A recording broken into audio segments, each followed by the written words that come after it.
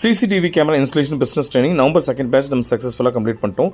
ஒரு batch start பண்ண முன்னாடி நம்ம என்னென்ன ஒர்க் பண்ணுறோம் என்பது இந்த வீடியோவில் நம்ம பார்க்குறோம். ஸோ ஒரு பேட்ச் ஸ்டார்ட் பண்ண முன்னாடி எத்தனை ஸ்டூடெண்ட்ஸ்னு நம்ம கிளியராக லிஸ்ட் எடுத்துகிட்டு அந்த ஸ்டூடெண்ட்ஸ்க்கு டேபிள், சேரு, அவங்களுக்கு வந்து டெமோ கிட்ஸ் இது எல்லாமே ப்ரொவைட் பண்ணுறோம். ஒரு ஸ்டூடெண்ட்டுக்கு நம்ம இண்டிவிஜுவல் டூல்ஸ் கிட் கொடுக்குறோம். இது மாதிரி பேக்கில் வந்து அவங்களுக்கு வந்து கட்டர், டெஸ்டர், கேபிள்ஸ்னு எல்லா டூல்ஸுமே நம்ம அவங்களுக்கு கிளியராக நம்ம வந்து போட்டுறோம்.